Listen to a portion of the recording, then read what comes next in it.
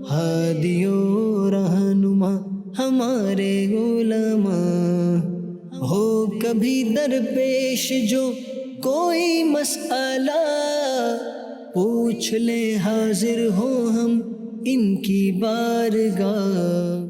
الحمد للہ رب العالمین والصلاة والسلام علی سید المرسلین، اما بعد فاعوذ باللہ من الشیطان الرجیم، بسم اللہ الرحمن الرحیم۔ الصلاة والسلام علیک یا رسول اللہ، الصلاة والسلام علیک یا حبیب اللہ، الصلاة والسلام علیک یا نبی اللہ، وعلی آلک واصحابک یا نور اللہ۔ مدنی چینل کے ناظرین، پروگرام دارالافتاء اہل سنت کے ساتھ حاضر ہیں۔ انشاءاللہ حسب معمول آپ کے سوالات ہوں گے اور مفتی صاحب کے جوابات ہوں گے۔ مفتی کفیل اتاری مدنی مدظر اللہ العالی ہمارے ساتھ تشریف فرما ہے، انشاءاللہ آپ کے سوالات کے جوابات ارشاد فرمائیں گے۔ پروگرام آخر تک دیکھیے اور اچھی نیتوں کے ساتھ دیکھیے، اللہ نے چاہا تو ڈھیر و ڈھیر علم دین حاصل ہوگا، بہت ساری غلطیاں غلط فہمیاں دور ہوں گی اور صحیح اور درست شرعی مسائل معلوم ہوں گے۔ حضور نبی رحمت شفیع امت صلی اللہ علیہ وسلم کا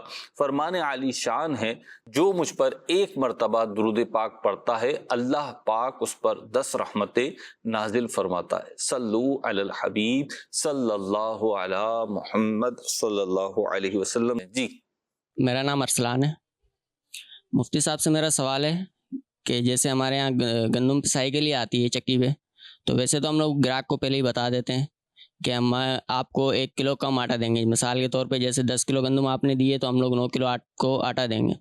اس کے کم کرنے کی وجہ یہ ہے کہ وہ کچھ آٹا چکی کے اندر رہ جاتا ہے، کچھ آگے پیچھے گر جاتا ہے یا اڑ جاتا ہے۔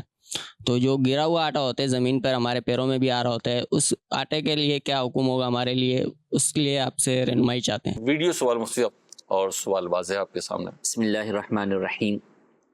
دیکھیں، اس کے اندر فکس نہیں کر سکتے کہ آپ جو ہے وہ 9 کلو ہی جو ہے وہ واپس کریں گے۔ ہو سکتا ہے کہ زیادہ اڑ جائے تو آپ 8.5 کلو بھی جو ہے وہ آپ کو واپس کرنا پڑے، تو پھر آپ آدھا کلو کہاں سے ڈال کے دیں گے۔ اسی طریقے سے ضروری نہیں کہ ہر دفعہ جو ہے وہ اتنا ہی گرے، تو چونکہ جو گندم دے رہا ہے آپ ہر ایک کی گندم کا الگ ہی آٹا بناتے ہیں، تو لہٰذا اس کا آٹا جو ہے وہ جتنا بھی نکلے گا وہ آپ اسے دے دیں گے۔ ہاں، آپ ویسے احتیاطاً بتا سکتے ہیں کہ بھئی تقریباً جو ہے وہ 1 کلو کے قریب جو ہے وہ آٹا جو ہے وہ اڑ جاتا ہے یا چکی میں رہ جاتا ہے یا کچھ گر جاتا ہے، تو یہ آپ انہیں جو ہے وہ واضح کر دیں۔ لیکن بہرحال یہ نہیں ہے کہ آپ ناپ تول کر جو ہے وہ 9 کلو ہی دیں گے، نہیں، بلکہ اگر جو ہے وہ آپ نے جس کی گندم کی پسائی کی اور وہ اس کا جو الگ برتن میں آپ نے جو بھی نکالا اس کا آٹا، تو وہ اگر 9.5 ہے تو آپ 9.5 ہی دیں گے۔ یہ نہیں کریں گے کہ نہیں میں نے تو 9 بولا تھا تو لہٰذا اب جو ہے نا آدھا کلو اس میں سے بچا لوں، یہ نہیں ہے۔ اسی طریقے سے گرا ہے آٹا، تو آٹا گرا ہے، ایک تو یہ ہے کہ جو اڑ اڑ کر گر رہا ہے جسے جو ہے وہ جمع کرنا ممکن نہیں ہے، اور ایک یہ کہ ویسے نکالنے میں جو ہے وہ گر گیا، تو اگر اسے جو ہے وہ بغیر مٹی کے یا بغیر اور کسی چیز کی ملاوٹ کے اٹھانا ممکن ہے تو بالکل اسے ویسے بھی اٹھایا جائے گا۔ آپ کا اپنا آٹا بھی ہوگا تو بھی اسے آپ اٹھائیں گے، اس کو جو ہے وہ ضائع نہیں کریں گے کہ وہ اسراف ہوگا، جو کہ جائز نہیں ہے۔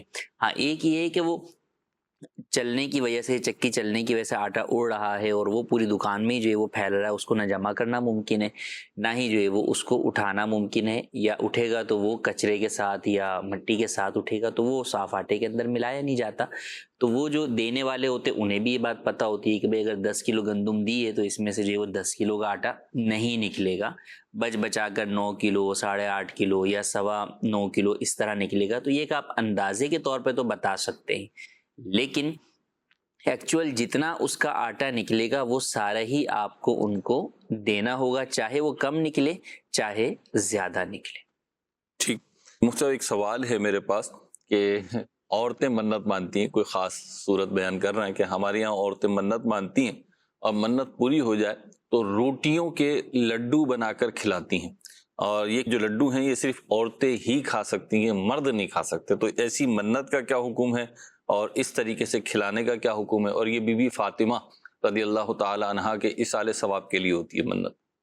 عورتیں جو ہے وہ بہت ساری منتیں جو ہے وہ مانتی ہیں، اور ان کی منتوں کی جو ہے وہ اسپیسیفیکیشن بھی ان کے اپنے مطابق جو ہے وہ ہوتی ہیں، جن کا شریعت مطہرہ سے کوئی تعلق نہیں ہوتا۔ منت ماننا جائز چیز کی وہ جائز ہے، ناجائز چیز کی منت ماننا وہ ناجائز ہے. بہت ساری منتیں لوگ ناجائز بھی مانتے ہیں. ٹھیک ہے. اور بسا اوقات جو ہے وہ جائز منت مانتے ہیں لیکن اس کے اندر کچھ ایسی چیزیں جو ہے وہ ایڈ کر دیتے ہیں جو کہ شرعاً واجب اور لازم نہیں ہوتی. اچھا، پھر جو منت مانی ہے کیا اس کا پورا کرنا واجب ہے؟ تو اس کی شریعت نے ایک طریقہ کار اور لمٹ بیان کی ہے کہ کس منت کا پورا کرنا واجب ہے. کسی ایسی عبادت کی منت مانی کہ اس کی جنس سے کوئی چیز جو ہے وہ فرض یا واجب ہے، تو اب اس کی منت مانی ہے تو وہ منت واجبہ ہو جائے گی. ٹھیک. اور اب اس کو پورا کرنا ہوگا. صحیح. لیکن اس کے اندر بھی جو اضافی چیز لوگ لگا دیتے ہیں وہ لازم نہیں ہے. مثال کے طور پہ صدقے کی منت مانی، تو چونکہ ٹھیک. صدقہ جو ہے وہ زکوٰۃ کی قسم میں سے ہے اور زکوٰۃ فرض ہے، صحیح. تو لہٰذا کسی نے صدقہ کرنے کی منت مانی تو یہ شرعاً منت تو ہو جائے گی. صحیح. لیکن اب وہ یہ کہتا ہے کہ بھئی میں فلاں جا کر مکے مدینے میں صدقہ و خیرات کروں گا، تو اب وہاں جا کر صدقہ و خیرات کرنا ضروری نہیں ہے، وہ یہاں بھی جو ہے وہ صدقہ کر سکتا ہے.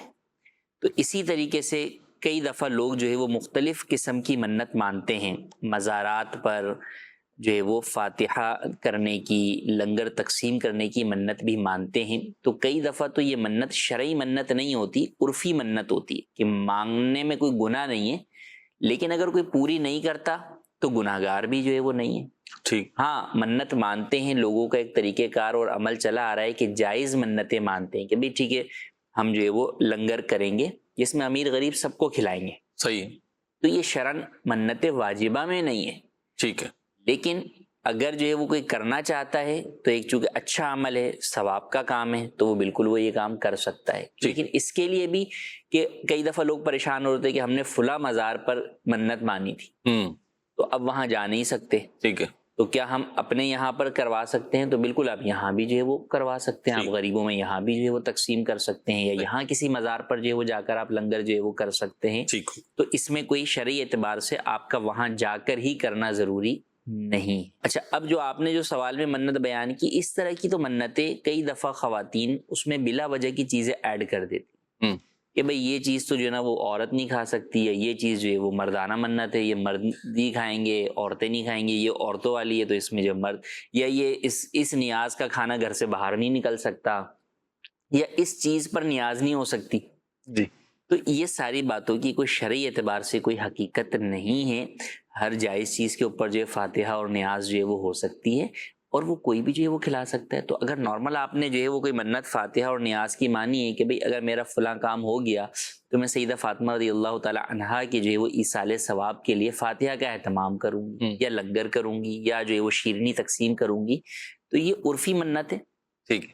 اس کا پورا کرنے جو ہے وہ آپ پر واجب نہیں ہے. ہاں، لیکن اچھی بات ہے، صدقہ و خیرات کی منت ہے تو آپ جو ہے وہ کر سکتے ہیں اس کو پورا. مگر اس میں یہ لوازمات کہ نہیں جناب عورتیں ہی کھائیں گی، یا جو کھائے گی یا جو پہلے اٹھا لے گی تو اب اس کے اوپر بھی اگلی منت لازم ہو گئی کہ وہ بھی اب جو ہے نا وہ یہی 12 لڈو ہی جو ہے وہ بنائے گی، یا یہ جو ہے نا ڈبل روٹی کے نہیں بن سکتے، یہ روٹی کے ہی جو ہے وہ بنیں گے.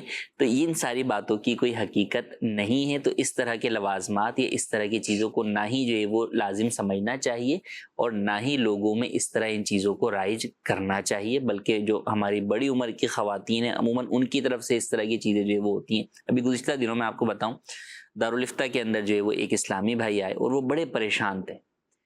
وہ کہنے لگے کہ ہمارے یہاں پر نا 2 منتیں جو ہے وہ چل رہی ہیں.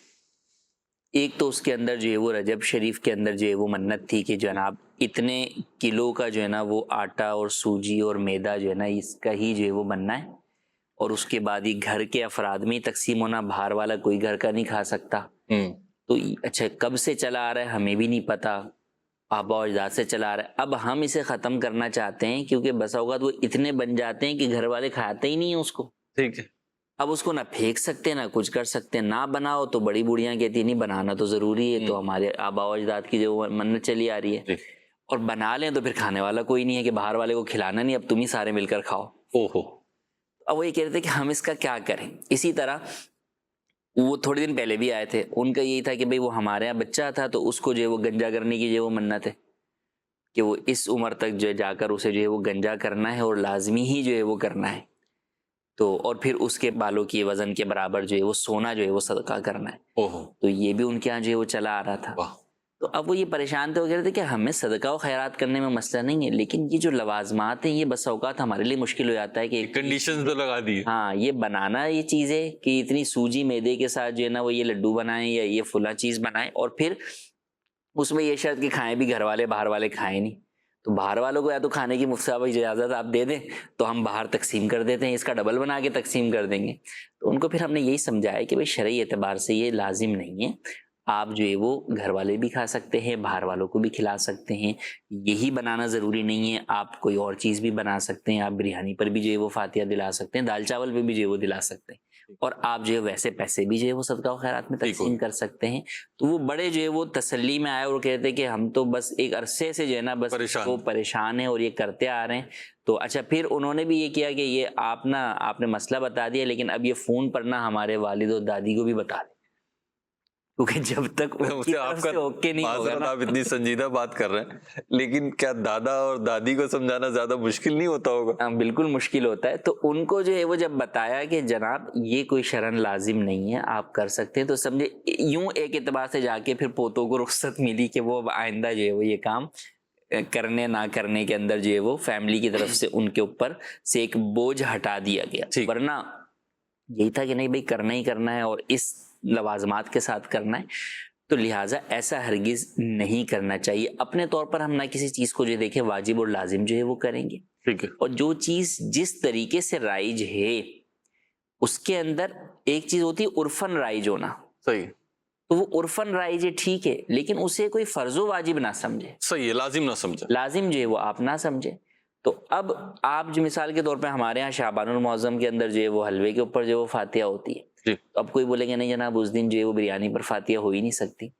تو اچھا یہ بھی اہل سنت کے یہ معمولات کے اعتبار سے یہ کوئی شرعن واجب لازم نہ اہل سنت کتابوں میں یہ بات لکھی ہوئی نہ علماء کہتے ہیں، نہ علماء یہ کہتے ہیں. تو یہ بسا اوقات بعض بڑی بوڑھیوں کی جانب سے ہوتا ہے کہ وہ کسی ایک چیز کو جو ہے وہ لے لیتی ہیں. اچھا اب ان کے اندر بھی میں آپ کو یہ بتاؤں یہ حلوے کی بات بھی، تو اس میں بھی الگ الگ کیٹیگری ہیں بھائی. یعنی ایک فیملی ہے جو وہ کہتے ہیں چنے کے دال کا حلوہ تو بنانا ضروری ہے، یعنی وہ سارے ان کی بہوؤں نے حلوے بنا لیے، وہ کہنے لگی نہیں یہ سارے حلوے تو چنے کی دال کا حلوہ کہاں ہے، اسے سب سے مشکل ہے گھر میں بنانا. تو اب وہ ان کا یہ مطالبہ ہے کہ بھئی تم نے یہ بھی بنا لیا یہ بھی بنا لیا، یہ والا کہاں گیا. تو لہٰذا ایسا ہرگز نہ کریں. فاتحہ نذر و نیاز کو آسان جو ہے وہ بنائیں تاکہ دیگر سب لوگ جو ہے امیر اہل سنت نے اگر دیکھیں نا تو ابھی جو امیر اہل سنت نے نیاز تقسیم کی تو اس میں چنے اور نکل اور اس قسم کے میوہ جات جو ہے نا وہ جمع کر دیے، تو کچھ خشک وہ بنانا بھی آسان، تقسیم کرنا بھی آسان اور رکھنا بھی آسان. اس کے علاوہ بھی جو امیر سنت کی آپ دیکھیں ویڈیوز آتی ہیں جو مختلف مواقع کے اوپر فاتحہ خوانی کا اہتمام ہوتا ہے، تو وہی گھر کا کھانا یا جو اسپیشل کوئی نارملی کھانے کھائے جاتے سالن یا اسی پر جو ہے وہ فاتحہ جو ہے وہ ہو جاتی ہے. تو بالکل ہمیں بھی ان باتوں کا ہی جو ہے وہ طرف جانا چاہیے، اور اس طرح کی اضافی چیزوں کو جو ہے وہ فرض واجب لازم جو ہے وہ ہرگز نہ قرار دینا چاہیے اور نہ ہی سمجھنا چاہیے. ہاں جو چیزیں واجب اور لازم ہیں، اچھا اس کے برعکس آپ الٹی کہانی دیکھیں، روزہ فرض ہے اس کے اندر یہی مشورے ہوں گے نہیں تمہیں تو آج بخار ہو رہا ہے تم چھوڑ دو روزہ، اور اس کے اندر سب چلتا ہے، سب چلتا ہے، اللہ معاف کرنے والا ہے. بھائی وہاں آپ پر روزہ رکھنا فرض ہے، اس کو کوئی اتنا بخار نہیں ہو رہا کہ جس کی وجہ سے اس کے اوپر روزہ چھوڑنے کی اس کو اجازت اور رخصت مل رہی ہے. تو وہاں اچھا اسی طرح نماز میں بیٹھ کر پڑھ لو ٹھیک ہے، یا جو چھوڑ دو ابھی بعد میں جو ہے وہ پڑھ لینا. تو اس طرح کی چیزیں بھی آپ رخصتیں دے رہے ہیں. ہاں بھائی وہاں رخصت کی آپ کو اجازت ہی نہیں ہے، ٹھیک ہے. تو وہاں آپ اس کو بتائیں کہ نہیں بیٹا کس طور پہ آپ پڑھ سکتے ہیں، کھڑے ہو کر پڑھنے کے اندر بھی کہ اگر آپ جو ہے وہ فرض نماز پڑھ رہے ہیں، واجب پڑھ رہے ہیں، سنت فجر پڑھ رہے ہیں، تو اگر آپ پہلے تکبیر تحریمہ بھی کھڑے ہو کر کہہ سکتے ہیں تو آپ پر لازم ہے کہ تکبیر تحریمہ کہیں کھڑے ہو کر. پھر اس کے بعد اگر ہمت اور طاقت نہیں ہے تو چلیں بیٹھ جائیں، پھر اس میں بھی اگر آپ ٹیک لگا کر پڑھ سکتے ہیں تو ٹیک لگا کر پڑھیں، اس کی بھی ہمت نہیں ہے تو پھر جو ہے وہ آپ بیٹھ کر پڑھیں. تو دیکھیں وہاں عام طور پر لوگوں کا ذہن نہیں ہوتا، وہاں بہت زیادہ سمجھے کہ لاپرواہی ہو جاتی ہے یا سستی ہو جاتی ہے، یا لوگ جو ہے وہ اللہ معاف کرنے والا ہے کہہ کر بڑی رخصتیں جو ہے وہ نکال دیتے ہیں جو کہ شرعن نہیں ہوتی. ٹھیک. تو حقیقتاً وہاں یہ بات ہونی چاہیے کہ بچہ آگے بول رہا ہے کہ بھائی میرا روزہ رکھنے کا وہ طبیعت تھوڑی سی نڈھال ہو رہی ہے، روزہ رکھنے کا دل نہیں کر رہا، آپ نے بولا ٹھیک ہے نہیں رکھو. نہیں، وہاں آپ بولیں گے بیٹا کیوں نہیں، روزہ رکھو، کیا ہو گیا، ہمت کرو بیٹا. اس کو آپ جو ہے وہ ترغیب دلائیں، اس کو جو ہے وہ آپ موٹیویٹ کریں کہ ٹھیک ہے نارمل ہے، دوا یہ والی کھا لو، اس سے طبیعت بہتر ہو جائے گی، اور روزہ بھی ساتھ میں رکھو، رمضان تو سال میں آتے ہی ایک دفعہ ہے، وہاں یوں ترغیب دلانے کی حاجت ہے. تو ان چیزوں کی طرف جو ہے وہ آنا چاہیے. سبحان اللہ، مفتی صاحب نے کافی تفصیل سے اور ایک سوال کے ضمنی طور پر جو ایکسپیکٹ بن سکتے تھے ان پہ جواب ارشاد فرمایا. اس میں ایک چیز میں چاہوں گا اور وضاحت کر دیں کہ بعض اوقات ایسا لگتا ہے کہ انتظامی طور پر بھی کچھ تخصیص کی جاتی ہے، کچھ کنڈیشن انتظامی طور پہ لگائی جاتی ہیں، یا وہ دل کی ایک لگی ہوتی ہے. مثال کے طور پہ کسی کے بچے کا انتقال ہو گیا، اب بچہ کوئی چاکلیٹ کھاتا تھا، کوئی چیز کھاتا تھا، تو اب ماں باپ ہی ہوتے ہیں، انہیں یاد آتا ہے، بچے کی عمر کے بچوں کو جمع کر لیا یا اس کے دوستوں کو جمع کر لیا خاص، اور اس کو جو بھی کھلا رہے ہیں پلا رہے ہیں، ظاہر سی بات ہے یہ بھی ثواب کی صورت ہے. اچھا، اسی طریقے سے نیاز میں یہ ہوتا ہے کہ جی بعض اوقات وہ کنڈیشنز ایسی ہوتی ہیں کہ خواتین کی محفل ہے، خواتین کا معاملہ ہے، تو اب یہی کہا جاتا ہے کہ جی صرف خواتین کے لیے. اب مقصد یہی ہوتا ہے وہ انتظامی حوالے سے، کیونکہ مردوں کو اجازت نہیں ہے، تو اب وہاں پہ روکنا مقصود ہوتا ہے مردوں کا کہ مرد آئیں گے تو پھر آزمائش ہوگی، یا مردوں کی محفل ہے تو بعض جگہ پہ جتا دیا جاتا ہے کہ جی صرف مردوں کا ہے. تو اس کی اجازت تو ہے. اس میں کوئی حرج نہیں ہے. اور دیکھیں کوئی چیز اپنی پسند کی صدقہ و خیرات کرنا، یہ تو قرآن کریم سے ہمیں اس کا ملتا ہے نا، لن تنالوا البر حتی تنفقوا مما تحبون، کہ تم بھلائی کو اس وقت تک نہیں پا سکتے جب تک کہ راہ خدا میں اپنی پسندیدہ چیز خرچ نہ کرو. بزرگان دین کے بارے میں ملتا ہے کہ وہ صدقہ و خیرات میں جو ہے وہ چینی خرید کر صدقہ کرتے تھے کیونکہ انہیں چینی پسند تھی. تو اسے تو لیکن یہ اپنے لیے ہے نہ، یہ کہ آپ پوتوں پہ بھی لازم کر دیں کہ تم چینی ہی خرید کے کرنا. تو وہ اپنی پسند کی چیز جو ہے وہ کریں، آپ اپنی پسند کی چیز کریں. تو پسندیدہ چیز جو ہے وہ صدقہ کرنا، یہ اس سے منع نہیں کیا جا رہا، یہ تو بلکہ مطلوب ہے، مستحسن ہے. لیکن کسی کے اوپر لازم کر لینا یا اپنے اوپر ہی اس چیز کو لازم سمجھ لینا، یہ درست نہیں. ٹھیک، نیکسٹ کال دیجیے. مفتی صاحب جی یہ سوال ہے، میں فیصل آباد سے بات کر رہا ہوں، محمد سرور. کہ جس طرح تسے ٹی وی تے مریض کرتے ہیں کہ اس طرح بابا جی کا مریض ہونا بہتر ہے، کہ جو پھر پڑھن نو دس دیا کلام پھر وہ کس طرح پتہ چلے گا، یہ رہنمائی فرما دینا مفتی صاحب. بھی اس طرح بیعت ہونا، ہاتھ تے بیعت ہونا یا اس طرح بیعت ہو جاتی ہے، بہتر رہنمائی فرما. ٹھیک ہے جی مجھ دیکھیں ٹی وی کے اوپر لائیو جب امیر علیہ سنت بیعت کروا رہے ہوں یا کوئی بھی پیر صاحب جو ہے وہ بیعت کروا رہے ہوں، تو ایسی صورت کے اندر آپ ان کے ساتھ ساتھ جو ہے وہ الفاظ دہراتے ہوئے مرید ہو سکتے ہیں. کیونکہ جو بیعت کا معاملہ ہے یہ جو ہے وہ ارادت کا اصل معاملہ ہے، عقیدت کا معاملہ ہے. تو لہٰذا اس وقت جس طرح ہاتھ میں ہاتھ دے کر بیعت جو ہے وہ ہوتی ہے، اسی طرح خط و کتابت کے ذریعے سے بھی بیعت جو ہے وہ جائز ہے. تو یوں غائبانہ بھی جو ہے وہ بیعت ہو جاتی ہے. تو اس وقت جب پیر جو ہے وہ اپنے تمام پڑھنے والوں کو یا اپنے سامعین کو جو ہے وہ دعوت دے رہے ہیں کہ ٹھیک ہے بھئی آپ بھی جو ہے وہ پڑھ لیجئے، اور جو بھی پڑھیں گے میں انہیں جو ہے وہ اپنے سلسلے میں قبول کر رہا ہوں، تو یوں جو ہے وہ بیعت ہو سکتی ہے. مگر یہ جب لائیو ہو اسی صورت کے اندر ہے. اگر ریکارڈنگ چل رہی ہے تو پھر بیعت درست نہیں ہوگی. اس سے ہمارے پاس تحریری سوال ہے. کسی نے منت مانی، منت کی بات چلی تو منت کا بھی سوال آ گیا. دو سوال ہیں. کسی خاتون نے منت مانی کہ پورے شعبان کے روزے رکھیں گی، لیکن پورے شعبان کے تو روزے رکھ ہی نہیں سکتے، تو خاتون ہے تو اب کیا کریں، وہ کیسے روزے پورے کریں؟ پورے مہینے کے تو نہیں رکھ سکتے. اور دوسرا سوال یہ ہے کہ اگر فرض روزہ یا نفل روزہ شروع کیا لیکن ایام شروع ہو گئے بیچ میں، تو پھر اس کا کیا حکم ہو؟ دیکھیں شعبان کے روزہ جو ہے وہ پورے کی اگر کسی نے منت مانی ہے اور منت واجبہ ہے، تو ایسی صورت میں تو اس پر پورے شعبان کے روزے رکھنا ہی لازم ہو جائے گا اور اس کو روزے رکھنے ہی ہوں گے. عام حالات کے اندر یہ کہا جاتا ہے کہ بھئی آپ شعبان کے اندر جو ہے وہ یا تو گیپ دے کر جو ہے وہ روزہ رکھیں. شعبان کے روزے کی وجہ سے اتنی نقاہت یا کمزوری جس کو اس بات کا اندیشہ ہے کہ ہو جائے گی کہ آگے رمضان میں روزے رکھنا مشکل ہو جائے گا، تو اس کے لیے پھر یہ حکم ہے کہ وہ شعبان کے اندر گیپ دے لے یا آخری ایام کے اندر جو ہے وہ روزے چھوڑ دے، تاکہ ماہ رمضان کے لیے طاقت اور ہمت جو ہے وہ جمع ہو سکے. لیکن جب کسی نے منت مان لی کہ میں اسی ماہ شعبان کے جو ہے وہ روزے رکھنے کی منت مانتا ہوں اللہ کے لیے، تو پھر ایسی صورت میں اس پر لازم ہوں گے اور پھر اس سے وہ منت پوری ہی کرنی ہوگی. ٹھیک ہے. دوسرا سوال آپ کا کہ اگر کسی عورت کو جو ہے وہ حیض و نفاس آ گیا روزے میں، اس کی دو صورتیں ہیں. دیکھیں ایک یہ ہے کہ عورت جو ہے وہ روزہ اس نے صبح رکھا اور ایام آ گئے، تو اب ایسی صورت میں اس کا روزہ ٹوٹ جائے گا، خود بخود ٹوٹ گیا روزہ، اگرچہ لمحے بعد آ گیا یا افطار سے ایک لمحے پہلے آ گیا. ٹھیک ہے. سحری کے لمحے بعد آ گیا یا افطار سے بھی ایک لمحے پہلے آ گیا تو بہرحال اس کا ذاوہ کبریٰ یا اور کسی چیز سے کوئی تعلق نہیں. جب بھی حیض آ گیا تو روزہ ٹوٹ گیا. اب جو بقیہ دن ہے عورت کے لیے کھانا پینا بھی جائز ہے. ٹھیک ہے. ٹھیک ہے. اچھا اس کے برعکس دوسری صورت کیا ہے کہ عورت حیض و نفاس سے تھی. ٹھیک ہے.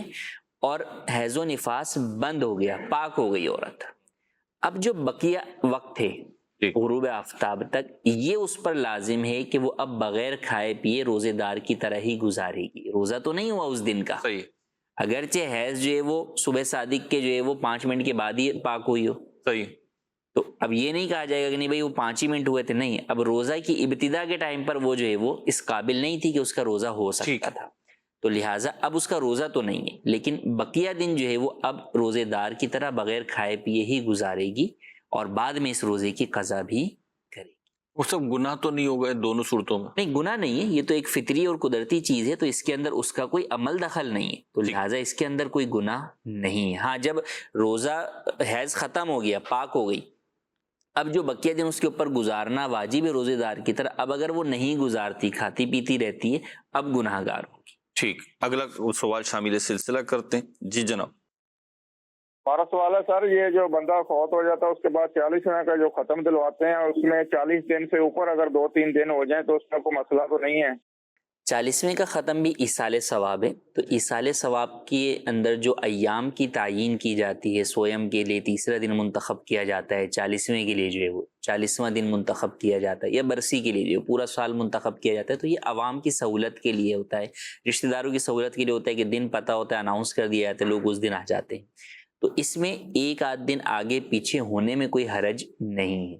ایسا اوقات ہوتا ہے کہ چھٹی کا دن جو ہے وہ پہلے پڑ رہا ہوتا ہے یا بعد میں پڑ رہا ہوتا ہے, تو لوگ جو ہے وہ زیادہ آسانی کے ساتھ آ سکتے ہیں, زیادہ لوگ شریک ہو سکتے ہیں, زیادہ لوگ شریک ہوں گے تو زیادہ جو ہے وہ ایصال ثواب کے لیے چیزیں جو ہے وہ پڑھی جائیں گی, تو اس میں کوئی حرج نہیں ہے. 40ویں دن ہی کرنا کوئی ضروری نہیں ہے, آپ جو ہے وہ 38ویں دن 39ویں دن بھی کر سکتے ہیں, اسی طرح 41ویں دن یا 42ویں دن بھی کر سکتے ہیں. ٹھیک. امیر اہل سنت کا ایک رسالہ ہے بڑا پیارا, فاتحہ کا طریقہ. یہ رسالہ لے لیں تو انشاءاللہ ایصال ثواب کی برکتیں بھی پتہ چلیں گی, اور اس قسم کے جو بھی ہمارے اجتماعات ہیں, چاہے وہ سیوم ہوں, چاہے 40واں ہو, چاہے برسی ہو, یا بزرگان دین کے اعراض ہوں, تو اس میں کیا کیا نیتیں ہو سکتی ہیں, کیا کیا احتیاطیں کرنی چاہیے, وہ سب مختصر سے رسالے میں آپ کو پڑھنے کو ملے گی, اور ساتھ میں فاتحہ کا طریقہ بھی پڑھنے کو مل جائے گا. اللہ پاک ہمیں پڑھنے, علم دین حاصل کرنے, اس پر عمل کرنے کی توفیق عطا فرمائے. اگلا سوال دیجیے. سوال یہ ہے کہ جس طرح اب نماز میں قرات کرتے ہیں, مقدار ہے فرض واجب مقدار, اس کے علاوہ جو مزید قرات کی جاتی ہے اس میں اگر ایسی غلطی ہو جائے جس سے معنی فاسد ہو جائے, تو اس صورت میں بھی کیا نماز فاسد ہو جاتی ہے یا نہیں؟ ٹھیک. جی مجھ سے.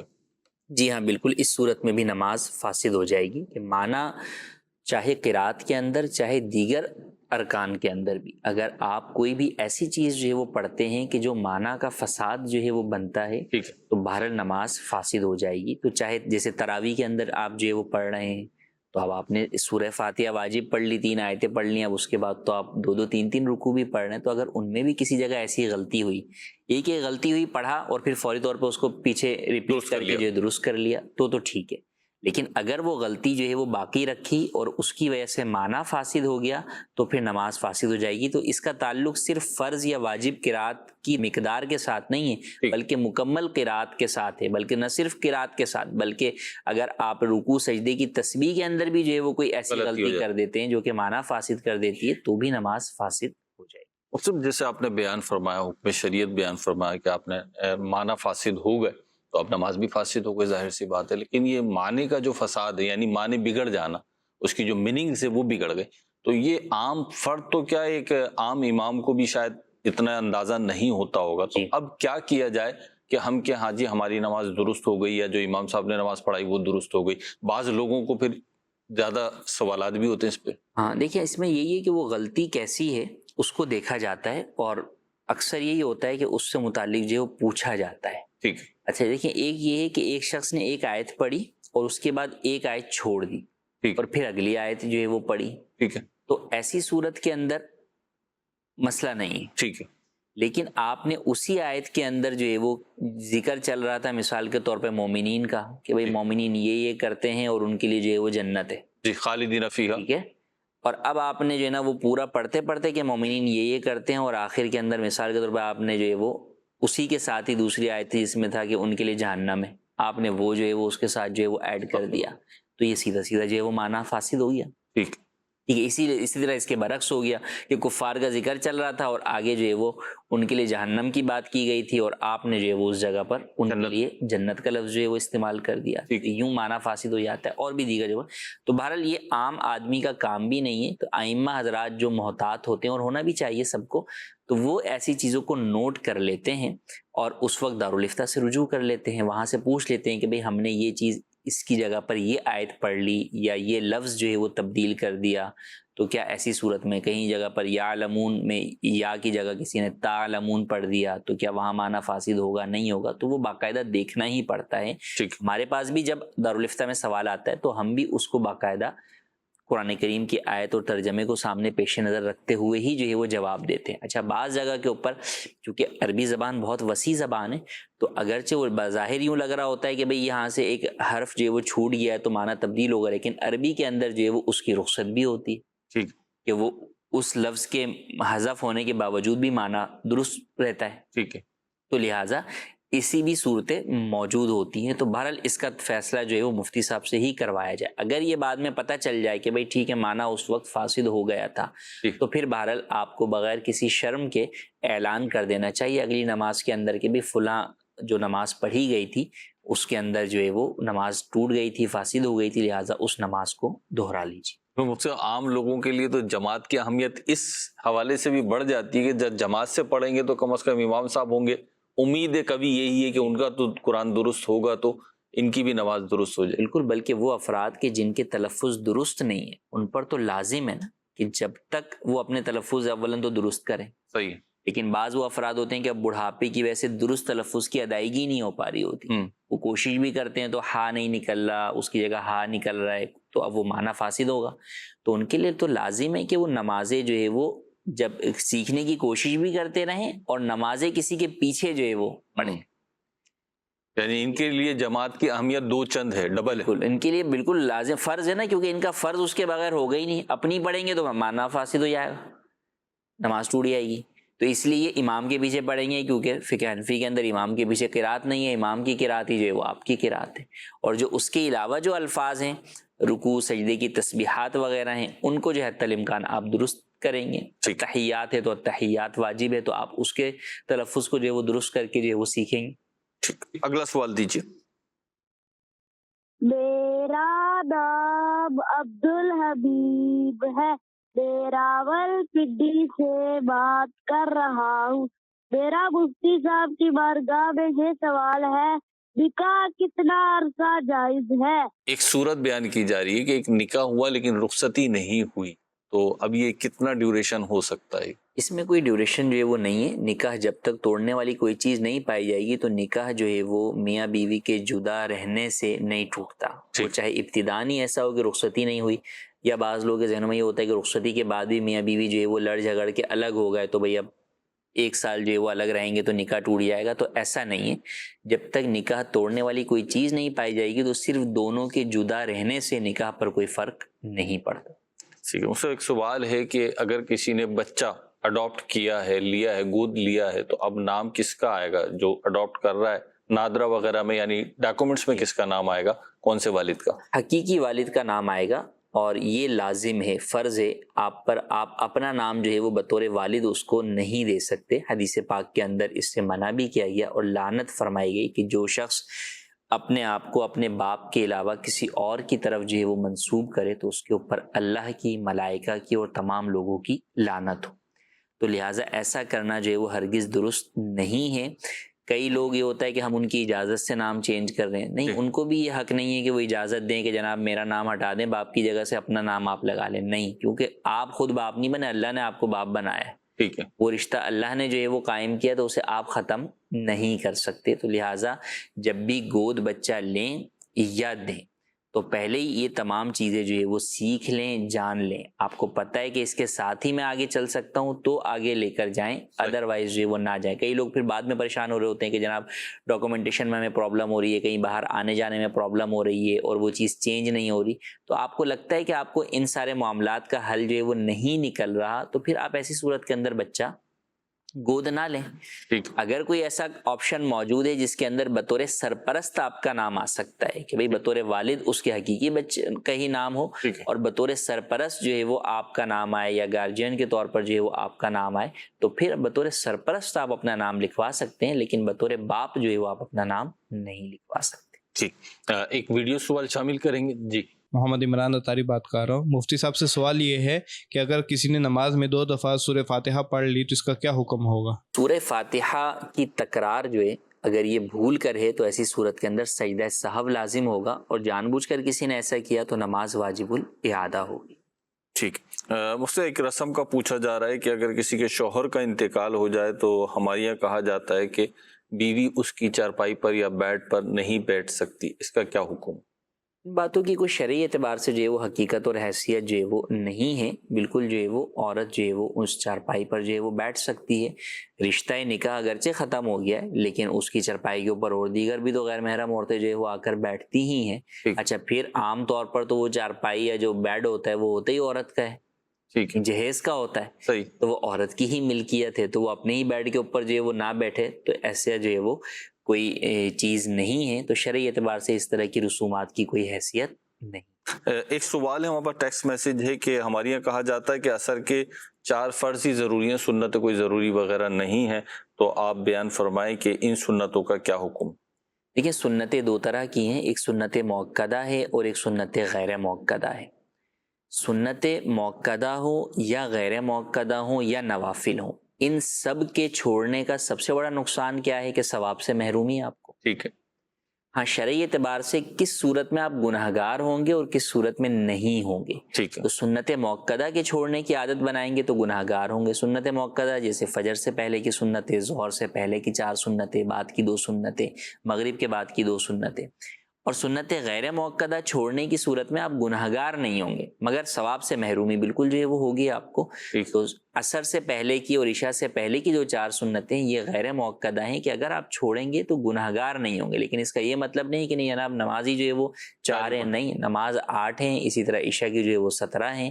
تو وہ جو رکعات ہیں وہ احادیث طیبہ سے ثابت ہیں، تو لہٰذا اسے پورا ہی پڑھنے کا اہتمام کرنا چاہیے. نماز میں لطف آنے لگے گا نا جی، تو پھر انشاءاللہ یہ جو تخصیص آپ یہ اس لیے پوچھتے ہیں بعض لوگ کہ رخصت مل جائے، انشاءاللہ وہ مسئلہ اللہ نے چاہا تو حل ہو جائے گا. کال کی طرف بڑھتا ہوں، اگلی کال دیجیے. تو میرے پاپا کو فالج ہوا تو ان سے نا نماز صحیح الفاظ نہیں ادا ہوتے، تو نماز ہو جائے گی. محمد عثمان. ٹھیک ہے جی، فالج کی وجہ سے نماز کے صحیح الفاظ ادا نہیں. جی، تو ایسے شخص کے لیے یہی حکم جسے ہم نے بیان کیا کہ ان کو کسی کی اقتداء میں جو ہے وہ نماز ادا کرنی پڑے گی. تو یہ جب منہ سے بول سکتے ہیں، ایک یہ ہے کہ بالکل ہی بول نہیں سکتے، بولنے سے قاصر ہیں تو وہ گونگے کے حکم میں آ گیا، تو پھر وہ تو جو ہے وہ دلی دل میں جو ہے وہ پڑے گا. ٹھیک ہے. اور اگر وہ بول سکتے ہیں لیکن وہ الفاظ بعض تلفظ درست ادا نہیں ہو رہے تو پھر ایسی صورت کے اندر وہ کسی جو ہے وہ صحیح العقیدہ شخص کی اقتداء میں، جس کی قرات بھی درست ہو اور دیگر امامت کی شرائط بھی پائی جاتی ہوں، ان کی اقتداء کے اندر جو ہے وہ اپنی نمازیں ادا کرے گا. بلکہ نہ صرف فرض بلکہ سنتیں بھی اور نوافل بھی جو پڑھے گا وہ بھی کسی کی اقتداء میں ہی ادا کرے. مسلم ٹیکسٹ میسج ہے، پوچھ رہے ہیں کہ ہاروت ماروت کون ہے؟ یہ فرشتے ہیں، اور اگر فرشتے ہیں تو پھر ان سے گناہ کیسے ہوں گے؟ جی بالکل، یہ جو ہے وہ فرشتے ہیں اور ان سے گناہ نہیں ہوا. اللہ پاک نے ان کو آزمائش کے لیے جو ہے وہ لوگوں میں جو ہے وہ اتارا تھا. انہوں نے جو کچھ بھی جو ہے وہ کیا یا جو کچھ بھی انہوں نے لوگوں کو سکھایا وہ سب کچھ حکم الہی کے مطابق ہی کیا. ٹھیک ہے. تو جو لوگ یہ سمجھتے ہیں کہ جناب ان سے گناہ ہوا اور جناب ان کو جو ہے وہ سزا دی جا رہی ہے، تو یہ بات درست جو ہے وہ نہیں ہے. امام اہل سنت نے فتاوی رضویہ میں اس بات کا رد فرمایا ہے کہ ان پر کوئی عذاب نہیں ہو رہا، نہ ہی جو ہے وہ ان سے کوئی گناہ ہوا، بلکہ جو کچھ بھی جادو کا معاملہ سکھانے کا تھا وہ سب کچھ حکم الہی کے مطابق انہوں نے کیا. اور فرشتے جو ہے وہ حکم الہی کے پابند ہوتے ہیں، جو رب تعالیٰ انہیں حکم دیتا ہے وہ کرتے ہیں. تو لہٰذا جو حکم دیا گیا انہوں نے وہ کیا، تو نہ انہوں نے گناہ کیا نہ ان پر کوئی عذاب. ٹھیک. مجھ سے ایک سوال ہے ہمارے پاس کہ اگر کسی نے روزہ رکھا اور روزے میں نکسیر پھٹنے کی عادت ہے تو نکسیر پھٹ گئی ہے، ناک سے منہ سے خون آ گیا، تو اب روزے کا کیا حکم ہوگا؟ دیکھیں نکسیر اگر پھٹی ہے اور واقعی حلق میں خون نہیں اترا، باہر ہی نکلا ہے تو روزہ نہیں ٹوٹے گا، لیکن عام طور پر جن لوگوں کو ایسی بیماری ہوتی ہے تو پھر وہ حلق میں بھی جو ہے وہ نیچے اتر جاتے، تو اگر حلق سے نیچے اترا اور ان کو جو ہے وہ ذائقہ بھی محسوس ہوا تو پھر روزہ ٹوٹ جائے گا۔ لیکن روزہ ٹوٹنے میں یاد رکھیں کہ اس عذر کی وجہ سے بھی اگر روزہ ٹوٹ جاتا ہے جی تو بقیہ دن آپ روزے دار کی طرح ہی بغیر کھائے پیے گزاریں گے۔ ایک تو ایسا مریض کا روزہ دیکھیں اس کو توڑنا پڑ گیا کہ اب مثال کے طور پر بھائی بی پی ڈاؤن ہو گیا تھا کہ اب اس کو پینا ہی کچھ پڑے گا، نہیں پیے گا تو یہ مر ہی آئے گا، تو اس کو تو ٹھیک ہے وہ تو کھائے پیے گا۔ لیکن جیسے یہ معاملہ ہو گیا یا کوئی کلی کر رہا تھا اور غلطی سے پانی جو ہے وہ حلق سے نیچے اتر گیا، روزے دار ہونا یاد تھا تو اب غلطی سے روزہ ٹوٹ گیا، گناہ تو نہیں ہوا، لیکن اب اس کا یہ مطلب نہیں کہ وہ بقیہ دن بولے کھانا پینا شروع کر دو، نہیں، بقیہ دن اس کے اوپر بہر لازم یہی ہے کہ روزے دار کی طرح بغیر کھائے پیے گزارے گا اور بعد میں قضا کرے گا۔ اور جب اس طرح کی کوئی چیز ہے جس میں اس کا اپنا کوئی قصد اور ارادہ داخل نہیں ہے، جیسے نکسیر کا معاملہ ہوا، غلطی سے جو ہے وہ احتیاط بہت کی پھر بھی کلی کا پانی جو ہے وہ چلا گیا، تو ایسی صورت کے اندر جو ہے وہ گناہگار نہیں ہوگا، البتہ قضا روزے کی لازم رہے گی۔ ٹھیک، مدنی چینل کے ناظرین، ہمارے پروگرام کا وقت اختتام کو پہنچا۔ صلو علی الحبیب صلی اللہ علی محمد صلی اللہ علیہ وسلم۔ ہادی و رہنما ہمارے علماء، ہو کبھی درپیش جو کوئی مسئلہ، پوچھ لے حاضر ہوں ہم ان کی بارگاہ۔